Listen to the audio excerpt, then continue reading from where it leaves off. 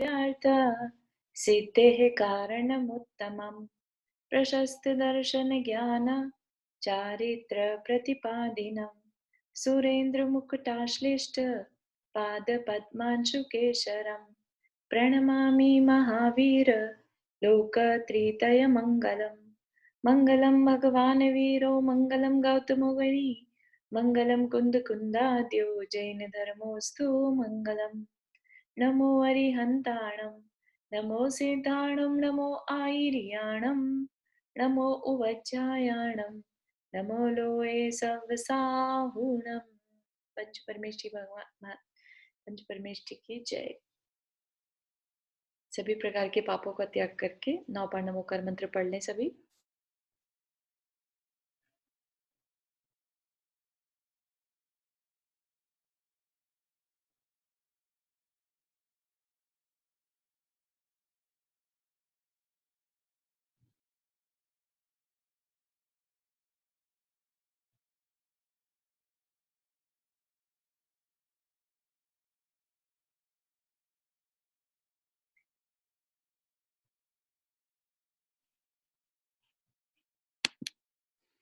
तो कल हमने देखा था, हम एक स्टोरी सुन रहे थे, है ना, अभिमाना की, अभिमाना नाम की स्त्री की स्टोरी सुन रहे थे। और क्यों सुन रहे थे?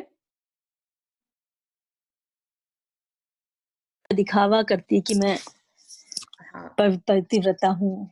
हाँ, सीता के फिर बाद में उसकी नोदन कि सारी स्त्रियां जरूरी नहीं है शीलवती ही हो, है ना। तो फिर वो एक स्टोरी सुनाने लगे एक स्त्री की, अभिमाना नाम की स्त्री की, राइट, कि उसके पति ने उसे छोड़ दिया, गरीबी के कारण खाना नहीं मिल रहा था तो छोड़ दिया।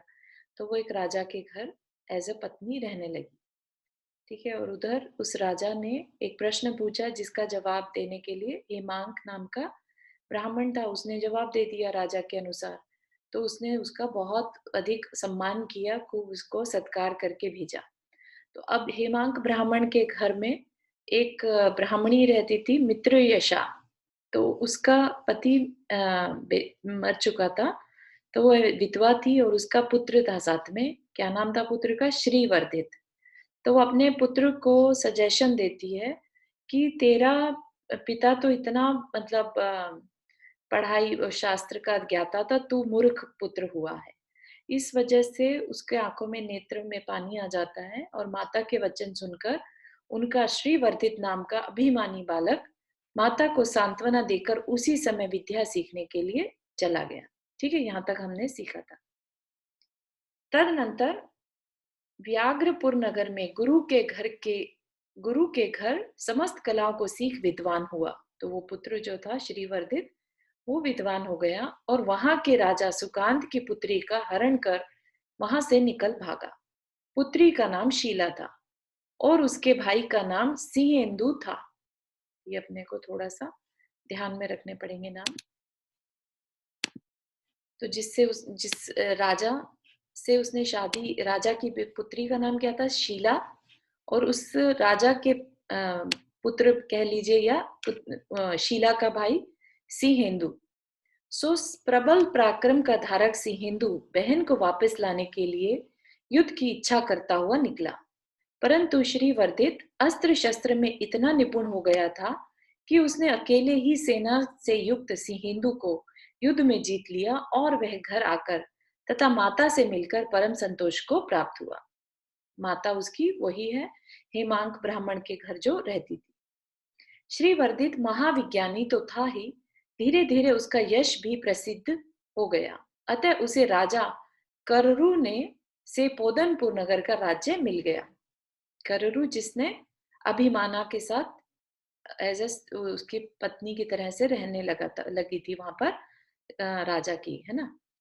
काल क्रम से जब व्याघ्रपुर का राजा सुकांत मृत्यु को प्राप्त हो गया, जिसकी की पुत्री को उसने अपहरण किया था, तब द्युति नामक शत्रु ने उसके पुत्र सिंहेदु पर आक्रमण किया, जिससे भयभीत हो वह अपनी स्त्री के साथ एक सुरंग द्वारा घर से बाहर निकल गया। वह अत्यंत घबरा गया था तथा बहुत खिन्न होता हुआ बहन की शरण में जा रहा था। बहन, उसे पता था श्रीवर्धित शक्तिशाली है, तो उसकी शरण लेने जा रहा था। मार्ग में तंबोलियों का साथ हो गया, सो उनका भार सिर पर रखते हुए वह अपनी स्त्री सहित सूर्यास्त होने के बाद पोदनपुर के समीप पहुंचा। वहां राजा के योद्धाओं ने उसे पकड़कर धमकाया, सो जिस किसी तरह छूटकर भयभीत होता हुआ वन में पहुंचा। सो वहां एक महासर्प ने उसे डस लिया, जिससे विलाप करती हुई उसकी स्त्री उसे कंधे पर रखकर उस स्थान पर पहुंची जहां मय मुनि विराजमान थे। राजा मय जब मुनि बनकर घूम रहे थे तब की बता रहे हैं। महारिद्धियों के धारक मय मुनि प्रतिमा योग धारण कर वज्र स्तंभ के समान निश्चल खड़े थे। रानी ने सिंहेंदु को उसके समीप में लिटा दिया। सिंहेंदु की स्त्री ने मुनिराज के चरणों का स्पर्श कर पति के शरीर का स्पर्श किया, जिससे वह पुनः जीवित हो गया। तदनंतर सुहेंदु ने भक्ति पूर्वक प्रतिमा की वंदना की और उसके बाद आकर अपनी स्त्री के साथ बार बार मुनिराज को प्रणाम किया। तो वहां पर ही जो मंदिर था उसमें प्रतिमा की वंदना की और उसके बाद मुनिराज को प्रणाम किया। अतनंतर सूर्योदय होने पर मुनिराज का नियम समाप्त हुआ। उसी समय वंदना के लिए विनय दत्त नाम का श्रावक उनके समीप आया। तो कोई विनय दत्त नाम का श्रावक, जो ये सिंहेंदु है, उसके अलावा हाँ, कोई प्रश्न है स्वाति? तो वो विनय दत्त नाम का श्रावक उनके समीप आया। सिंहेंदु के संदेश से श्रावक ने नगर में जाकर श्रीवर्धित के लिए बताया कि राजा सिंहेंदु आया है। यह सुन श्रीवर्धित युद्ध के लिए तैयार हो गया। उसे तो ये पता ही नहीं था कि वो क्यों आया है। तदनंतर जब यथार्थ बात मालूम हुई, तब प्रीति युक्त होता हुआ श्रीवर्धित सम्मान करने की भावना से अपने साले के पास गया। तत्पश्चात इष्ट जनों का समागम प्राप्त कर हर्षित होते हुए श्रीवर्धित ने सुख से बैठे हुए मय मुनिराज से विनय पूर्वक पूछा कि हे भगवान, मैं अपने तथा अपने परिवार के लोगों के पूर्व भव जानना चाहता हूँ। तदनंतर उत्तम मुनिराज इस प्रकार वचन बोले कि ठीक है। तो यहाँ पर कौन कौन है? श्रीवर्धित है, उसकी पत्नी शीला, राइट, और उसका भाई सिंहेंदु, शीला का भाई सिंहेंदु, राइट। तो अब देखते हैं किसकी कहानी बता रहे हैं। शोभपुर नगर में एक भद्राचार्य नामक दिगंबर मुनिराज थे। उस नगर का राजा अमल था, जो कि गुणों के समूह से सुशोभित था। उत्तम हृदय को धारण करने वाला अमल प्रतिदिन उन आचार्यों की सेवा करने के लिए आता था। एक दिन आने पर उसे उस स्थान पर अत्यंत दूर से दुर्गंध आई, जहां पर वो आचार्य की सेवा करने के लिए आया था। कोड़िनी के शरीर से उत्पन्न हुई वह दुर्गंध इतनी भयंकर थी कि राजा उसे सहन नहीं कर सका और पैदल ही शीघ्र अपने घर चला गया। वह कोड़िनी स्त्री किसी अन्य स्थान से आकर उस मंदिर के समीप ठहरी थी। उसी के घाव से वह दुर्गंध निकल रही थी। उस स्त्री ने भद्राचार्य के पास अणुव्रत धारण किए। उस स्त्री ने, कोढ़ी स्त्री ने अणुव्रत धारण किए, जिसके फलस्वरूप वह मरकर स्वर्ग गई और वहां से च्युत होकर यह शीला नामक तुम्हारी स्त्री हुई है। ठीक है, स्वर्ग से च्युत होकर वह शीला नामक तुम्हारी पत्नी बनी है। और वहां जो अमल नाम का राजा था, उसने सब राज्य कार्य पुत्र के लिए सौंप दिए और स्वयं वह 8 गांवों से संतुष्ट हो श्रावक हो गया। आयु के अंत में वह स्वर्ग गया और वहां से च्युत हो श्रीवर्धित हुआ, मतलब कि वो तुम हो। इतना कहकर मय मुनिराज ने कहा कि अब मैं तुम्हारी माता का पूर्व भव कहता हूं। ठीक है, यहां तक सबको समझ में आ रहा है?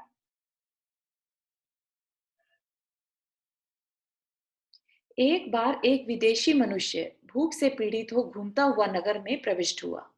नगर की भोजनशाला में भोजन न पाकर वह कुपित होता हुआ कटुक शब्दों में यह कहकर बाहर निकला कि मैं अब समस्त गांव को अभी जलाता हूँ। ठीक है, तो एक पुराने किसी और गांव से कोई आया और उसे भूख लगी थी, तो वहां जो भोजनशाला थी, पहले के समय में जैसे फ्री भोजनशालाएं हुआ करती थी, तो भोजनशाला में भोजन नहीं मिलने से उसको बहुत क्रोध आया और क्या बोला उसने कि मैं अभी सारे गांव को जला देता हूँ। और भाग्य की बात, उसी समय गांव में आग लग गई। उसने कुछ नहीं किया था, सिर्फ बोला था मुंह से, और उसी समय किसी रीजन से आग लग गई। तब क्रोध से भरे ग्रामवासियों ने उसे लाकर उसी अग्नि में डाल दिया, जिससे दुख पूर्वक मरकर वह राजा के घर रसोइयन हुआ। क्योंकि भूख से मरा था ना, भूखा था, तो रसोइया बन गया। तदनंतर मरकर घोर वेदना से युक्त नरक पहुंची और वहां से निकलकर तुम्हारी माता मित्र यशा हुई है। पोदनपुर में एक गोवाणिज नाम का बड़ा गृहस्थ था। भुजपुत्रा उसकी स्त्री का नाम था। तो यहाँ तक हमने श्रीवर्धित की कहानी सुन ली, वो क्यों बना, उसकी पत्नी शीला और मित्र यशा। अब देखते हैं किसकी बता रहे।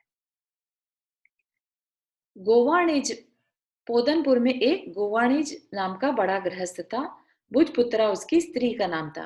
गोवाणिज मरकर सुहेंदु हुआ और भुजपुत्रा उसकी रतिवर्धनी नाम की स्त्री हुई। ठीक है, तो सभी कैरेक्टर्स को यहाँ पर बता दिया कैसे कैसे आए थे। इन दोनों में मित्र यशा किसकी माता हुई? मित्र यशा श्रीवर्धित की माता थी ना। अच्छा अच्छा, जो उसके घर रहती थी, वो जो हाँ, हेमांक जो ब्राह्मण था उसके घर रहती थी मित्र यशा। और उसने अपने बेटे को ये कह के तू तो मूर्ख है और हाँ। बड़ा उसको खराब लग गया, तो फिर वो विद्वान बनने चला गया, है ना। वहां पर उसने अस्त्र शस्त्र विद्या भी सीख ली और एक राजा की पुत्री का भगाकर ले गया। अब वो राजा की पुत्री का जो भाई था सिहेंदु, है ना। तो ये चारों की कहानी बता दी, पांचों की। क्या नाम बताया? मित्र विशा, मित्र यशा। मित्र है ना।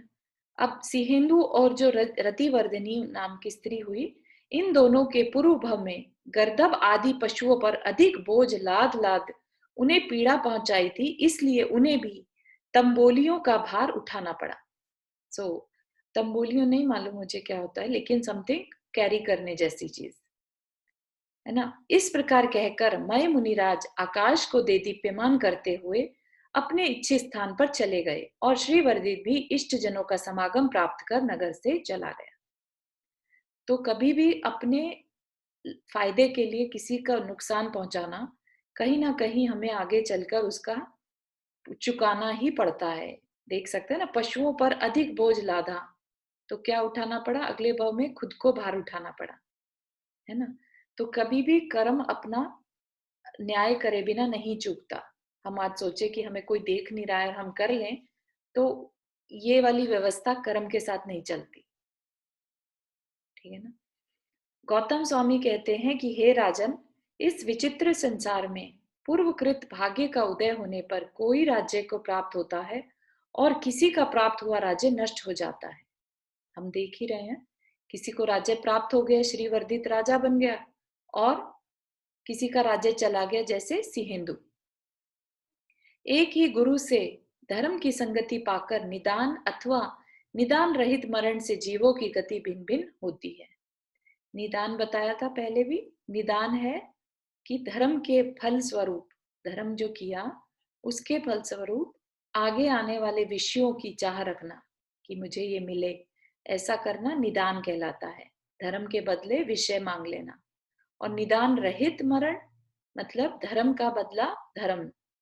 ठीक है, तो वो निदान रहित मरण से जीवों की गति भिन्न भिन्न होती है। रत्नों से पूर्णता को प्राप्त हुए कितने ही धनेश्वरी मनुष्य सुख पूर्वक समुद्र को पार करते हैं और कितने ही बीच में डूब जाते हैं और कितने ही तट पर डूब मरते हैं। ऐसा जानकर बुद्धिमान मनुष्यों को सदा दया, दम, तपश्चरण की शुद्धि, विनय तथा आगम के अभ्यास से आत्मा का कल्याण करना चाहिए, है ना। सेम बात हमने पहले भी जानी थी। सदा दया, दया अंदर में, दया मतलब कंपैशन, है ना। कंपैशन नहीं होगी, दूसरे का दुख नहीं समझेंगे तो हमारा भी भला नहीं हो सकता। दम मतलब संयम, कषायों का दमन भी दम में आ जाएगा, शांत परिणाम। तपश्चरण की शुद्धि, शुद्ध भाव से तपश्चरण करना मतलब बिना निदान के। विनय तथा आगम के अभ्यास से, आगम का अभ्यास तो मतलब जो जिनवानी में कहा है, अगर एक छोटी सी भी बात हम पकड़ लें, है ना, कि ये आगम में कहा है, जैसे कि सत्य बोलो, प्रिय बोलो, हितमित प्रिय वचन बोलो। अगर हमने यही एक बात अपने जीवन में उतार ली, तो अब हम जब भी बोलेंगे सोच समझ कर बोलेंगे, है ना। सोचकर बोलने वाला कभी मात नहीं खाता। तो आगम के अभ्यास से आत्मा का कल्याण करना चाहिए। तो जितना हो सके आगम की बातें अपने जीवन में उतारनी चाहिए। हे राजन, उस समय मय मुनिराज के वचन सुनकर समस्त पोदनपुर अत्यंत शांत हो गया तथा धर्म में उसका चित्त लग गया। इस प्रकार के गुणों से युक्त धर्म की विधि को जानने वाले, प्रशांत चित्त तथा प्रासुक स्थान में विहार करने वाले मय मुनिराज पंडित मरण को प्राप्त हो श्रेष्ठ देव हुए। है ना, तो डिफरेंट डिफरेंट तरह का मरण होता है। तो पंडित मरण होता है जिसमें मुनि महाराज बनकर मरण को प्राप्त हो तो पंडित मरण कहलाता है।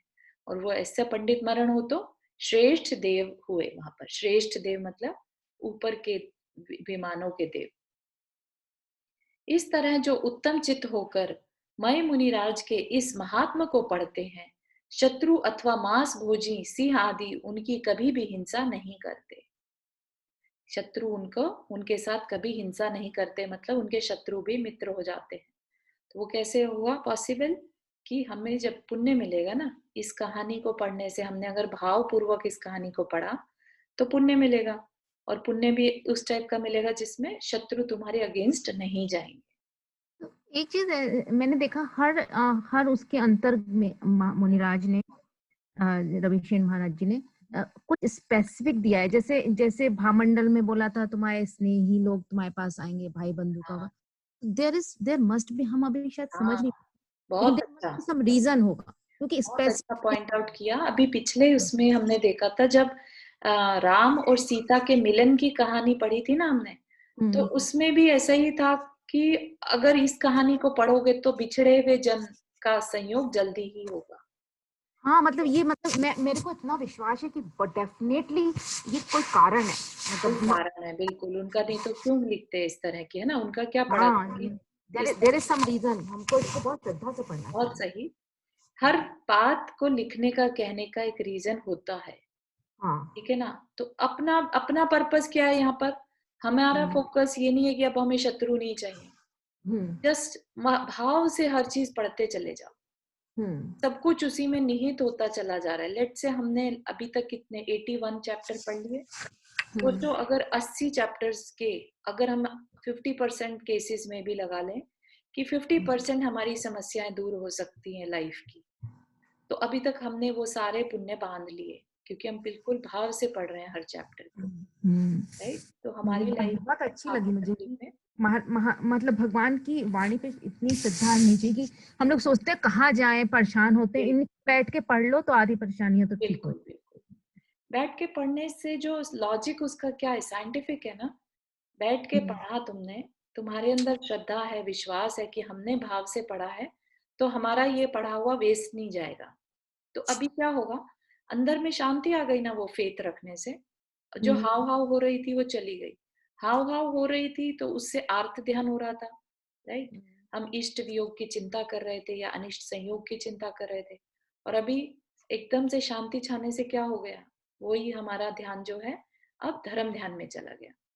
तो हम वहीं की वहीं पुण्य बांधने लगे। सही बात है। समझ रहे? तो ये लॉजिक है। अपन भूल गए कि क्या कोविड होता है। मत सच में हाँ, ध्यान नहीं जाता उधर। अब ध्यान नहीं जाता ना। पहले अपन हाँ, कैसे अब डरे नहीं, हुए हाँ, रहते पहले थे। डर रहे थे, तब ऐसा लगता हाँ है जो कुछ है। पता नहीं क्या ही होने वाला है, हाँ, मतलब नहीं है, जो होगा। अब जो पढ़ा है ना हमने उसके हिसाब से अब हमारा हमारा इतना तो कॉन्फिडेंस आ गया कि हमारा मरण अच्छा होगा और हमारी गति भी अच्छी होगी। हाँ, सही बात है। नहीं, और एक की बहुत अच्छी चीज है कि हम सब जो आसपास लोग हैं वो जैसा जैसा कर रहे हैं वो सब हमारे कर्मों के द्वारा ही कहीं ना कहीं सब हो रहा है। उसको हाँ, और सहना चाहिए। लाइफ में चेंजेस भी सबने थोड़ा थोड़ा नोटिस किया होगा जब से हम ये पढ़ रहे हैं। हाँ, नहीं, मैंने तो किया है। I am so I please. Also noticed actually, इसलिए आई एम एक्सपेक्टिंग सभी की लाइफ में थोड़ा थोड़ा डिफरेंस, बहुत मोटा ना सही, लेकिन थोड़ा थोड़ा कि उनके अंदर में संतोष आता जा रहा है, या एक प्रसन्नता, जैसे कहते हैं ना, भाव। इस तरह के लोग मिल रहे हैं या इस तरह के इंसिडेंट्स हो रहे हैं कि अंदर में प्रसन्नता बढ़ रही है। हाँ, एक शांत डेफिनेटली। भाव रहता है कि क्या हो रहा है होने दो। मतलब ऐसा नहीं होता कि कोई चीज के लिए कि अपने को कि कहीं कमी, कहीं ज्यादा लग रहा है, सब कुछ नहीं, जो हाँ, हो रहा है तो सब ठीक शांत है। भाव से आगे अपने लिए अच्छे कर्म बंध रहे हैं, आप ये जानिए। खाली शांत मालूम नहीं क्या है पर ये लग रही है कि जैसे धर्म पे विश्वास हो रहा है कि नहीं यही हाँ, बस ये धर्म पे विश्वास होने लगा थोड़ा सा। हाँ, यही सत्य समझते ही बहुत नहीं थे सारा क्या है। मटेरियल हमें मिल गया यहाँ पर सामायिक करने के लिए। सामायिक में एक एक कैरेक्टर को पकड़कर उसके बारे में सोचो और क्या सीखा हमने उससे, ऐसा सामायिक करो, बहुत सुंदर सामायिक होता है। हाँ नहीं, बहुत सुंदर बाद में भी आप सोचो उनकी हाँ परिस्थितियां, उनने कैसे, बहुत इट्स लाइक ए पॉइंट, इधर उधर थिंक करना कि इसने ये कहा, इसने ये कहा, या ट्रम्प ने ऐसा किया, इससे अच्छा ये थिंक करो, ये मतलब अपना धर्म ध्यान भी होता है उससे। बहुत सही बात। चलिए, तो हम अपना नया चैप्टर शुरू कर रहे हैं अभी, 81st चैप्टर। किसी को कोई प्रश्न उससे पहले? ठीक है, और हमने जो कल की चर्चा चल रही थी रावण की, तो I just wanted to show in this, इसी में ही है एक्चुअली, अगर आप देखें यहाँ पर,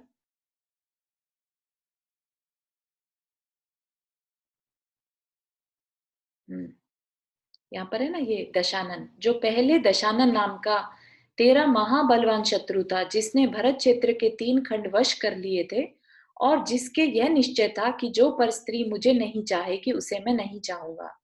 निश्चय ही नहीं, जिसने जीवन भले ही छोड़ दिया था, पर इस सत्य व्रत को नहीं छोड़ा था, किंतु उसका अच्छी तरह पालन किया, है ना। एक व्रत लिया और उसको अच्छे से पाला। वह रावण का जीव धर्मपरायण इंद्र रथ होकर, तिर्यंच और नरक को छोड़ अनेक उत्तम भव पा मनुष्य होकर, सर्व प्राणियों के लिए दुर्लभ तीर्थंकर नाम कर्म का बंद करेगा। ठीक है, तो यहाँ पर ये सीता के जीव ने प्रश्न किया था कि क्या हुआ रावण का और लक्ष्मण का, तो उसके उसके फल में इस आंसर किया था एक मुनि महाराज ने। ठीक है, जस्ट ये आप लोग को दिखाने के लिए मैंने पेज। हाँ, तो मतलब से तीर्थंकर गोत्र नाम का गोत्र का तो उसने कर लिया बन, मतलब तीर्थंकर बनना ही बनना है, चाहे कितने भी उसको नरक भोग के आएगा, पर बनेगा जरूर तीर्थंकर, ये पक्का है। बहुत महावीर स्वामी भी बने कि नहीं, 7वें नरक में जाके भी वापस महावीर स्वामी बने, कोई तीर्थंकर नहीं गया हाँ नरक में, खाली महावीर स्वामी 2 बार गए, वो भी एक साथ चौथी नरक में, एक 7वीं नरक में। अभी है ना हाँ राजा श्रेणिक भी है, हाँ वो भी तीर्थंकर प्रकृति का, वो तो बंद कर चुके हैं बल्कि, ऐसा है। हाँ रुक्मणी जी, आपने हाथ रेज किया। हाँ, मैंने आज आचार्य श्री सिद्धांत राजा महाराज जी से पूछा था, तो मैं थोड़ा सा रिकॉर्डिंग की है, सुनाना चाहती हूँ कि उन्होंने क्या कहा। हाँ जी, ठीक है। प्रकृति का बंध तो आगे होगा। अच्छा, अभी नहीं हुआ। अच्छा जी। नहीं, सुनो तो। हाँ जी। क्या है कि दोनों का नहीं। अच्छा जी। एक आचार्य कहते हैं कि उन्होंने शांतिनाथ भगवान की भक्ति करके तीर्थंकर प्रकृति का बंध कर दिया। अच्छा जी। हाँ, और ये शुरू में तीर्थंकर बनेंगे। ठीक है जी।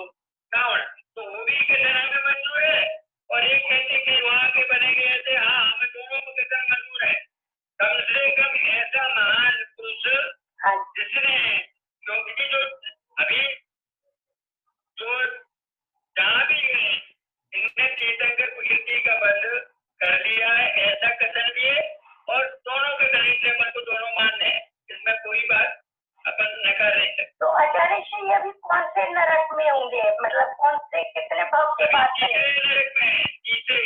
अच्छा, तीसरे नरक में। तो उसके बाद धीरे धीरे मैंने आपको बताया था, तीसरे नरक तक का निकला हुआ जी तीर्थंकर बन सकता है। हाँ जी, हाँ जी, ठीक है, ठीक है। हाँ, इसलिए धन्यवाद आचार्य श्री, नमोस्तु नमोस्तु नमोस्तु।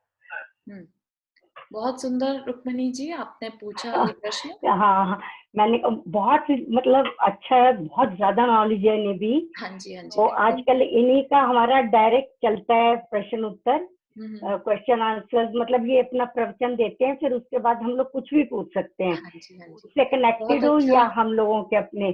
तो मैंने ये रिकॉर्डिंग करके मैंने कहा सुनाती हूँ। आपका भी सुना, सुधा सागर महाराज जी का, उनका भी बहुत अच्छा, उन्होंने वही बताया कि रावण बहुत वो था, सम्यक दृष्टि, सम्यक दृष्टि और तो सब। ये जो अभी आचार्य जी ने भी बताया ना कि उनके दोनों ही प्रकरण मिलते हैं। हाँ, हाँ, एक तो जो वही। हमने पढ़ा था जिसमें शांतिनाथ भगवान की भक्ति करते हुए अपने पैर हाँ, की नस निकालकर हाँ, और हाँ, वीणा हाँ, पर बांध दी थी, तो उसकी हाँ, वजह से तीर्थंकर प्रकृति का बंध हुआ। तो वो हाँ, अरिहत भक्ति है ना, अरिहत भक्ति जो हाँ, 16 अरे कारण भावना भक्ति, में, हाँ, उसकी हाँ, वजह हाँ, से। तो हाँ, वही। हाँ, तो वो है। और एक है कि हमने जो अभी अभी पढ़ा हाँ, स्वाध्याय जिसका हम कर रहे हैं पदम हाँ, हाँ, का, हाँ, उसमें है बिल्कुल। कि आगे बांधेगा, है ना। हाँ, तो अब दोनों ही प्रकरण ऐसे जहाँ भी है वही महाराज श्री ने, आचार्य श्री ने ये बताया कि तीसरे नरक में जो भी आदमी जाता है हाँ जी, तो उसके बाद वो तीर्थंकर प्रकृति का बंध जो है उसका तकरीबन उसका कर बन जाता सकता है। है, कर सकता हाँ, है, ऐसा कर नियामक सकता नहीं है। है कि करेगा हाँ, ही, है ना। हाँ, तो हाँ, कोई है कि तो वहाँ कर उसका तो वो ये कह रहे हैं ना, सिर्फ उसने एक वो सूत सागर महाराज जी ने भी वही बात कही, एक उसने सिर्फ गलती जो की उसकी वजह से, नहीं तो उसका तो पूरे करेक्ट, उम्र, मतलब पूरे उसके पीरियड में हाँ जी, बहुत उसने अच्छा, कुछ गलत किया ही नहीं। बहुत तो बढ़िया। चलिए अपना आगे का कंटिन्यू करते हैं। 81st chapter. अतनंतर जो स्वर्ग लोक की लक्ष्मी के समान राजलक्ष्मी का उपभोग कर रहे थे, ऐसे चंद्रक चूड़ इंद्र के तुल्य श्री राम पति और पुत्र के वियोग रूपी अग्नि की ज्वाला से जिनका शरीर सूख गया था, ऐसी माता कौशल्या को एकदम क्यों भूल गए थे, जो निरंतर उद्विग्न रहती थी। अब ये कौशल्या माता की बात बता रहे हैं, जो निरंतर उद्विग्न रहती थी, जिनके नेत्र आंसुओं से व्याप्त रहते थे, जो नव प्रसूता गाय के समान अपने पुत्र से मिलने के लिए अत्यंत व्याकुल थी, पुत्र के प्रति स्नेह प्रकट करने में तत्पर थी, तीव्र शोक रूपी सागर में विद्यमान थी और पुत्र के दर्शन की इच्छा रखती थी। ऐसी कौशल्या सखियों के साथ महल के 7वें खंड पर चढ़कर सब दिशाओं की ओर देखती रहती थी। वह पागल की भांति पताका के शिखर पर बैठे हुए काक से कहती थी, काक मतलब कौवा, रे वायस उड़ उड़, यदि मेरा पुत्र राम आ जाएगा तो मैं तुझे खीर का भोजन दूंगी।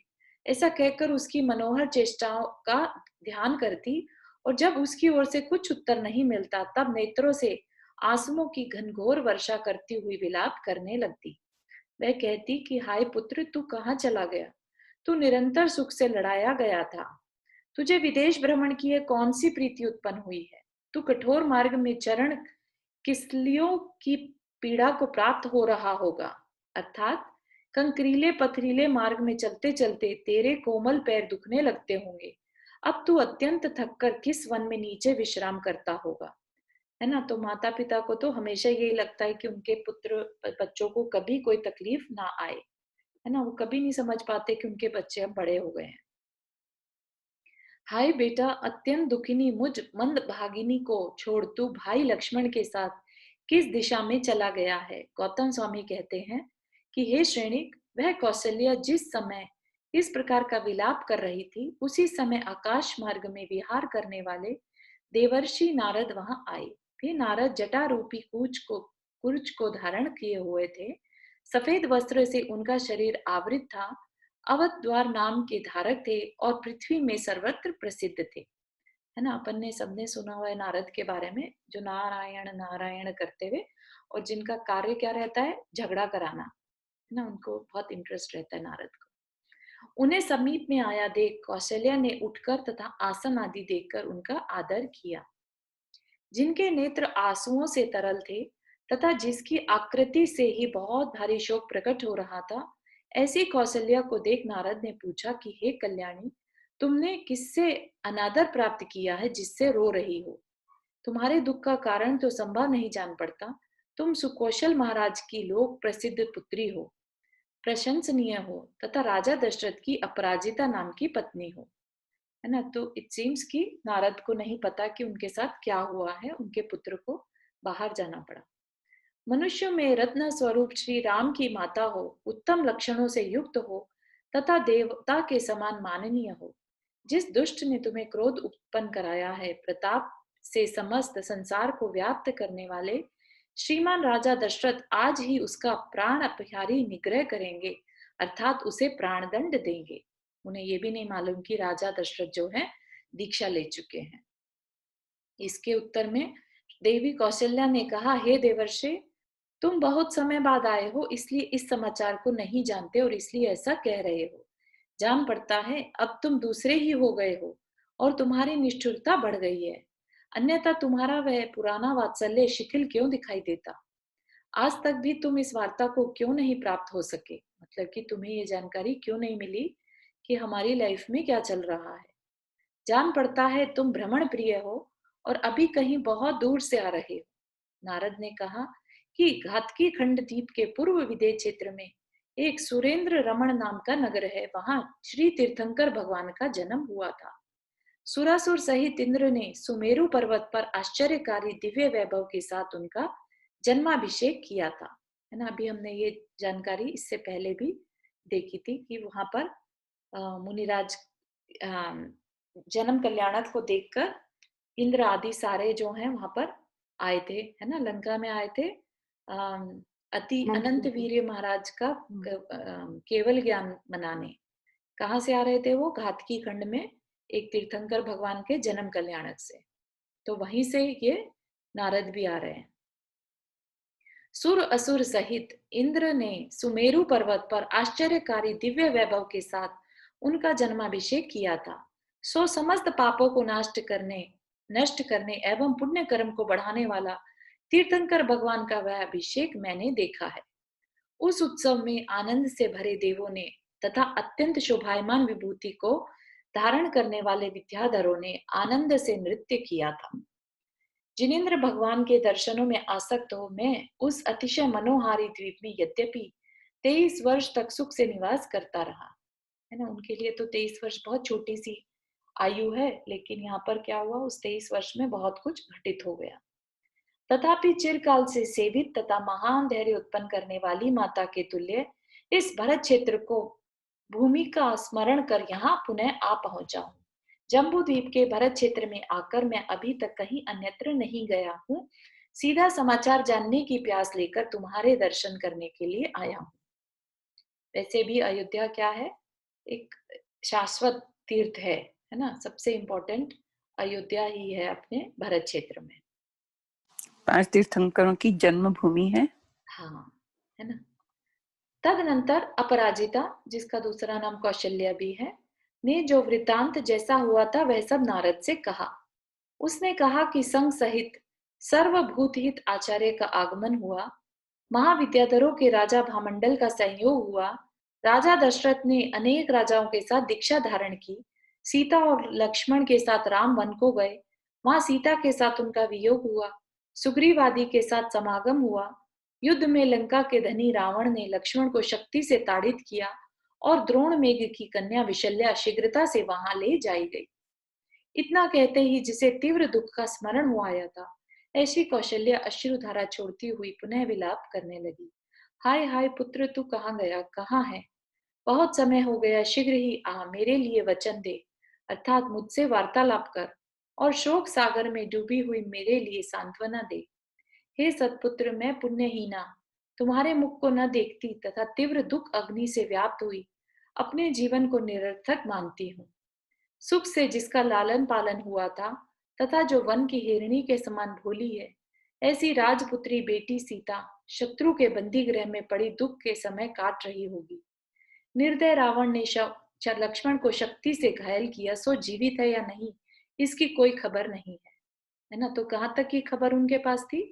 विशल्या तक की, है ना। क्योंकि हनुमान आदि जब आए थे विशल्या को लेने के लिए अयोध्या आए थे भरत के पास, है ना। तो विशल्या तक की जानकारी उनके पास है, उसके बाद की उनको कोई खबर नहीं, इसलिए वो घबराई हुई है कि क्या हुआ होगा। हाय मेरे अत्यंत दुर्लभ पुत्रों और हाय मेरी पतिव्रत बेटी सीते, तुम समुद्र के मध्य इस भयंकर दुख को कैसे प्राप्त हो गई? तदनंतर यह वृतांत जानकर नारद ने वीणा पृथ्वी पर फेंक दी और स्वयं उद्विग्न हो दोनों हाथ मस्तक से लगा चुपचाप बैठ गए। उनका शरीर क्षण मात्र में निश्चल पड़ गया। जब विचार कर उनकी ओर अनेक बार देखा, तब वे बोले कि हे देवी, मुझे यह बात अच्छी नहीं जान पड़ती। रावण 3 खंड का स्वामी है, अत्यंत क्रोधी तथा समस्त विद्याधरों का स्वामी है, सो उसे भामंडल तथा सुग्रीव ने क्यों कुपित कर दिया? फिर भी हे कौशल्य, हे शुभे, अत्यधिक शोक मत करो, यह मैं शीघ्र ही जाकर तुम्हारे लिए समाचार लाता हूँ, इसमें कुछ भी संशय नहीं है।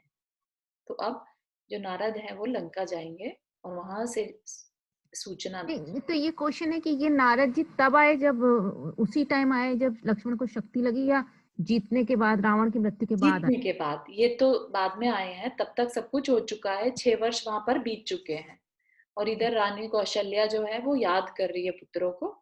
तो अब उनका मैसेज लेकर जाएंगे और याद दिलाएंगे उन्हें कि तुम्हें तुम्हारी माता इतनी परेशान है, तुम चलो।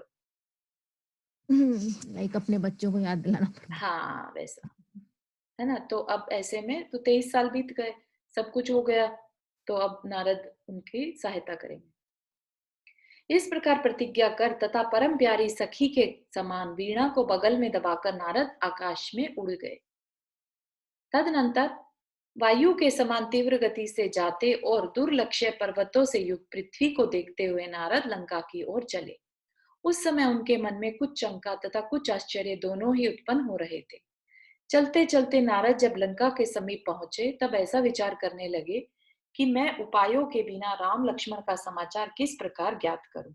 यदि साक्षात रावण से राम लक्ष्मण की वार्ता पूछता हूं तो इसमें दोष दिखाई देता है ना। तो उन्हें ये भी नहीं मालूम अभी कि रावण मर चुका है, तो वो क्या सोच रहे कि अगर रावण से पूछूंगा और रावण भड़क गया तो मेरा क्या होगा, है ना। तो वो कह रहे कि इसमें दोष दिखाई देता है, क्या करूं, कुछ स्पष्ट मार्ग दिखाई नहीं देता, अथवा मैं इसी क्रम से इच्छित वार्ता को जानूंगा।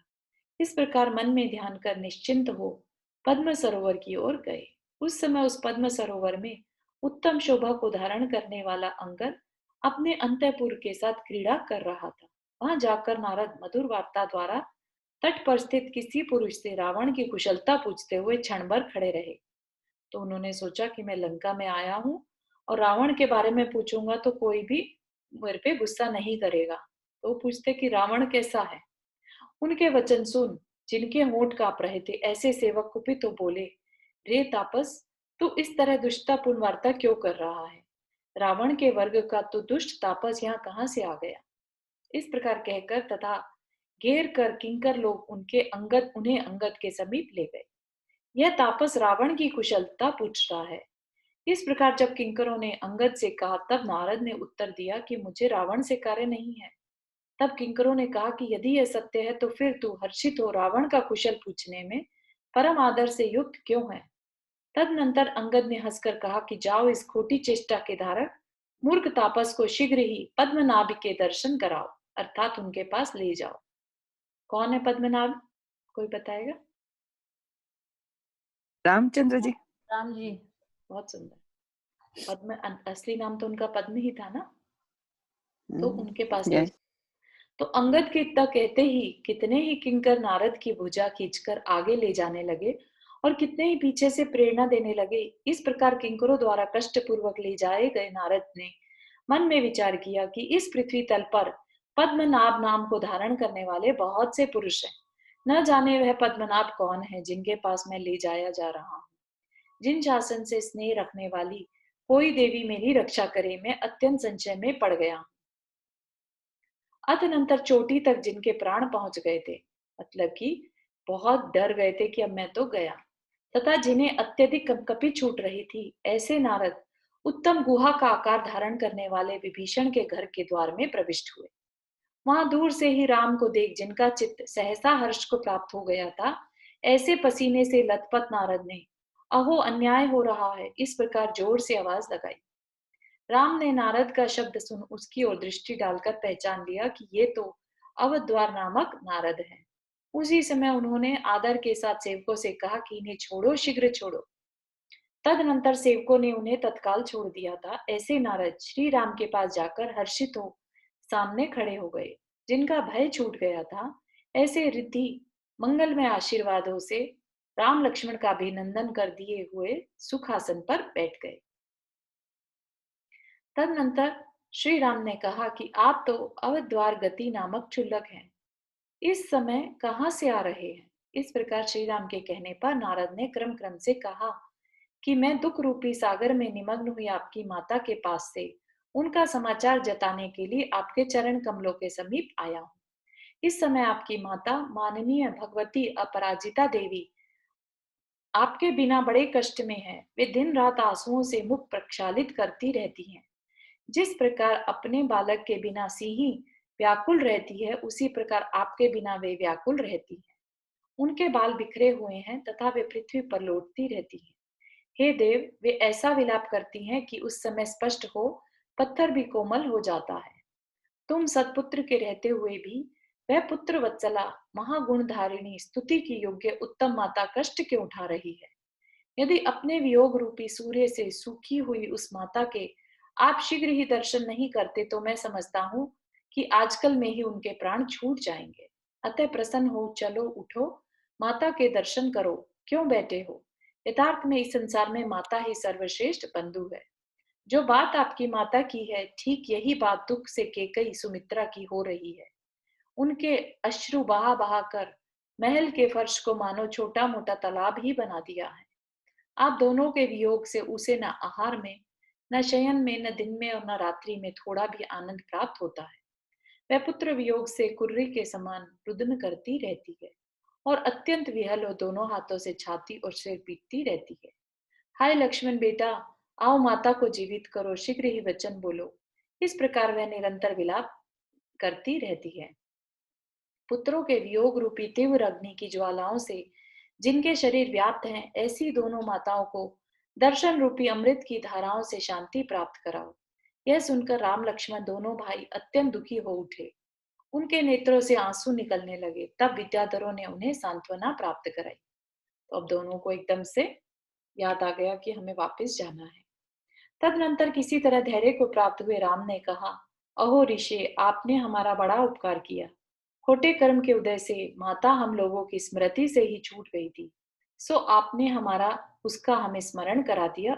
इससे प्रिय बात और क्या हो सकती है ना? तो यहाँ पर कितने सुंदरता से उन्होंने क्या बात कही यहाँ पर, खोटे कर्म के उदय से माता हमारी स्मृति से छूट गई।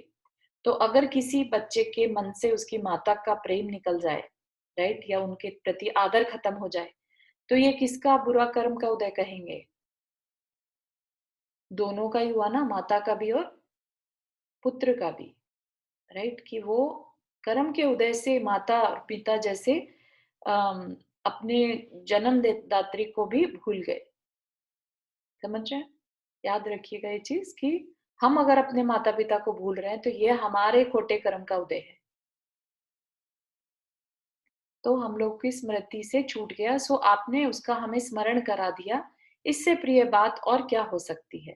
संसार में वह मनुष्य बड़ा पुण्यात्मा है जो माता की विनय में तत्पर रहता है तथा किंकर भाव को प्राप्त हो उसकी सेवा करता है। किंकर भाव बेसिकली सेवक, सेवक का भाव, सेवा का भाव रखने वाला। इस प्रकार माता के महास्नेह रूपी रस से जिसका मन आर्द्र हो रहा था, ऐसे राजा रामचंद्र ने लक्ष्मण के साथ नारद की बहुत पूजा की और अत्यंत संभ्रांत चित्त हो विभीषण को बुलाकर भामंडल तथा सुग्रीव के समीप इस प्रकार कहा कि हे विभीषण, इंद्र भवन के समान आपके इस भवन में हम लोगों का बिना जाने ही बहुत भारी काल व्यतीत हो गया है।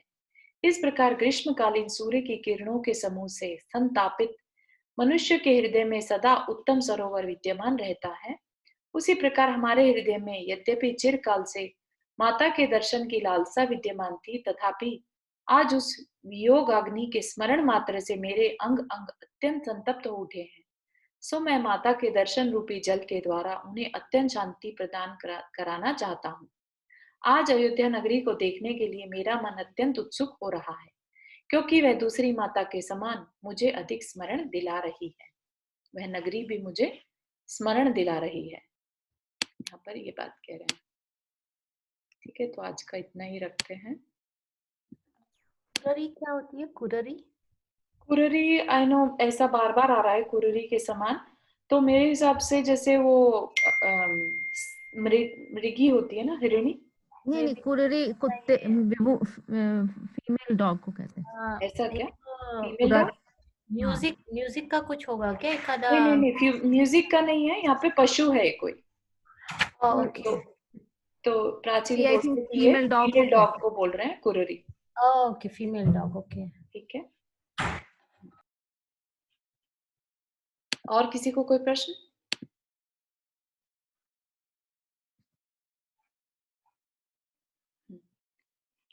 चलिए, तो आज का इतना ही रखते हैं।